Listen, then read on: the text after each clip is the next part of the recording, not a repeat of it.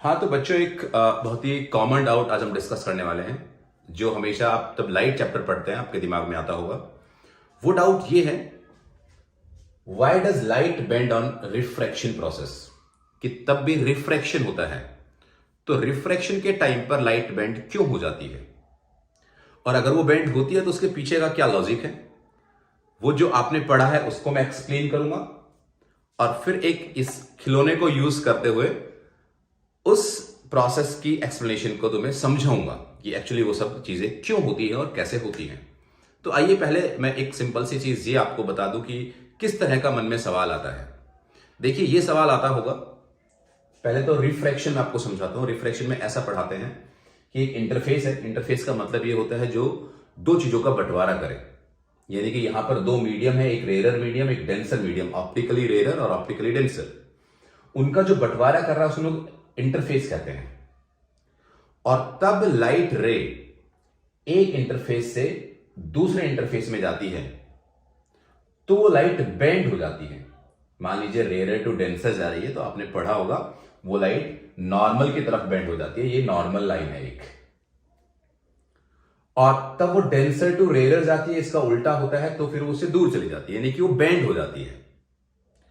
लेकिन अगर वही इंटरफेस, वही रेयर मीडियम, वही डेंसर मीडियम, और अगर अब लाइट रे एकदम नॉर्मल इंसिडेंट हो तो वो बेंड नहीं होती। बेंड होने का कारण क्या बताते हैं इसमें, कि लाइट की स्पीड तब एक मीडियम से दूसरे मीडियम में लाइट गई तो स्पीड चेंज हो गई, और स्पीड चेंज होने की वजह से लाइट बेंड हुई। तो क्या यहां पर स्पीड चेंज नहीं हुई? और आंसर है, अगर यहां पर स्पीड चेंज हुई तो फिर लाइट बेंड क्यों नहीं हुई? तो ये है एक्चुअली वो डाउट, वो सवाल जो मन में उठता है रिफ्रैक्शन के टाइम पे। इसका जवाब मैं आपको इस वीडियो में एक्सप्लेन करूंगा। तो अगर आपको लगे कि हाँ ये डाउट सच में उठा है तो तुम्हें मजा आने वाला है इस वीडियो में कि हाँ कैसे ये सब चीजें होती है, कि यहां क्यों नहीं मुड़ी, यहां क्यों मुड़ गई, स्पीड चेंज होने से मुड़ती है तो फिर इसमें मुड़ जाती है, इसमें नहीं मुड़ती। इससे हम लोग समझने की कोशिश करेंगे। तो पहले मैं एक छोटी सी बात आपको बता दूं। हम ऐसा समझा करते हैं बच्चों, तब भी हम पढ़ते हैं कि रिफ्रैक्शन हो रहा है तो वहां पर हम इसको रे समझते हैं, रे कहते हैं इसको, रे। और रे का मतलब हम ये समझ लेते हैं कि वो एक सिंगल लाइट है, मतलब एक लाइन है बेसिकली। अब वो लाइन को मैं रे कहता हूं और उसको मैं लाइट कहता हूं, तो ये तरीका हमारा सोचने का सही नहीं है। जो लाइट है वो बेसिकली एक लाइन ही नहीं है कि एक वो लाइन है। एक्चुअली वो ऐसा नहीं कि वो एक एक्स एक्सिस में ही चलने वाली लाइन है, या वाई में चलने वाली लाइन है, या फिर जेड में चलने वाली लाइन है। वो एक बेसिकली एक्स वाई जेड तीनों में चलने वाले एक प्रोसेस है। तीनों में चलने वाली बेसिकली एक आप ये मान के जाइए, एक्स एक्सिस में भी है, वाई एक्सिस में भी है, जेड एक्सिस में, तीनों एक्सिस में एग्जिस्ट करती है। इसको मैं प्लेन टाइप बोल सकता हूं, 3D टाइप बोल सकता हूं। जैसे यहां पर मैं समझाने की कोशिश करता हूं इस एग्जांपल से। ये मैंने एक इंटरफेस ड्रॉ किया है। इंटरफेस से मेरा मतलब ये कि यहां पर एक मीडियम है, यहां पे एक दूसरा मीडियम है। तब आप इस मीडियम से इस मीडियम में जाएंगे तो ये डेंसर मीडियम है और ये आपका रेयर मीडियम है।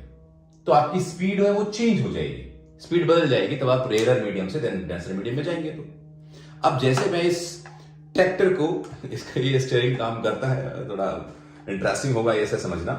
अब अगर मैं आपसे बात करूं बच्चों, जैसे मैं इस ट्रैक्टर को यहां से ऐसे सीधा चलाता हूं तो ये एक स्पीड से चल रहा है अभी, और जैसे ही ये इस इंटरफेस से टकराता है तो अब इसकी स्पीड चेंज हो जाती है, मतलब अभी थोड़ा धीरे चलेगा।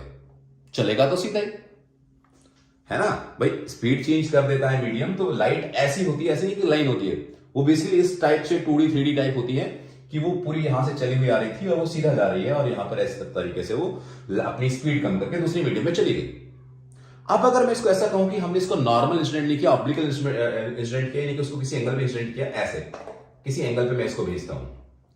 अब तो मैं किसी एंगल पे भेज रहा हूं तो ये यहां से ऐसे चलता आएगा, चलता आएगा, चलता आएगा। जैसे ये यहां पर पहुंचा तो इससे जो ये वाला टायर था, जैसे वो वहां से चलते हुए यहां पर पहुंचता है, इसका जो ये वाला टायर है, ये वाला टायर अब इस इंटरफेस से टकरा गया, यानी कि ये वाला इस मीडियम में आ गया, डेंसर मीडियम में आ गया।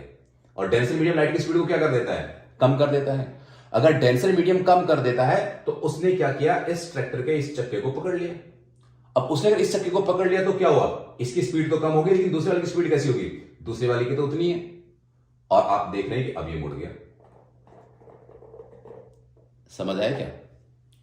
कि तब वो सीधा चल रहा है। लाइट को जो मैं कह रहा हूं कि सीधी जा रही है तो मुड़ नहीं रही है, तो इसका मतलब क्या है कि इसके दोनों टायर एक साथ, आप इसको लाइट अगर समझते हैं तो लाइट कंप्लीटली दोनों जो उसका वो 2D 3 टाइप जो हम रे को समझ रहे हैं, वो रे होता नहीं एक्चुअली, वो यहां पे टकराया तो सब पार्ट उसके टकराए और सब के सब बराबर स्पीड कम किए तो वो सीधी चली गई।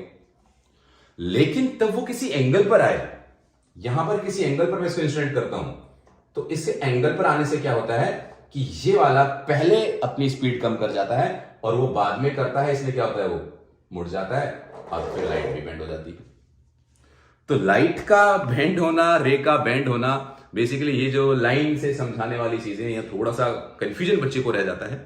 देखो प्रोसेस पूरा वही है, बट उसको ऐसे समझिए कि जब वो लाइट आ रही है तो वो एक्चुअली एक लाइन नहीं आ रही है, और फुल लाइन नहीं आ रही है तो वो इस टाइप से आ रही है कि उसका एक एंड पहले टकरा गया इंटरफेस से, पहले स्पीड कम कर गया और दूसरा बाद में स्पीड कम किया। तो उसके स्पीड एक के पहले कम करने की वजह से दूसरा उसी स्पीड से चलता रहता है, क्योंकि उसी मीडियम में चल रहा है, तो वो बेंड हो जाती है। तो ये सिंपल सा आंसर उसका है कि लाइट बेंड इस टाइप से होती है किसी भी इंटरफेस से टकराने के बाद। और बेंड क्यों नहीं होती वो भी मैंने एक्सप्लेन किया, अगर वो स्ट्रेट नॉर्मल इंस्टेंट करती है तो ये था वो डाउट जिसमें बच्चे कंफ्यूज हो जाते हैं 6, 7, 8 में। अगर आपको लगा हो कि हाँ एकदम सही टाइप से ये बताया मैंने और बच्चों को कंफ्यूजन दूर हो सकता है, तो उनको शेयर कीजिए ताकि वो भी एंजॉय करें साइंस को। आपको भी फिर से मैं रिपीट कर रहा हूं, कोई भी डाउट अगर रिलेटेड इससे है तो आप कमेंट बॉक्स में लिखिए, मैं आपको वो एक्सप्लेन करूंगा, आपको समझाऊंगा कि उसमें एक्चुअली क्या हो रहा होगा। तो मिलते हैं फिर किसी नेक्स्ट वीडियो में। Thank you very much.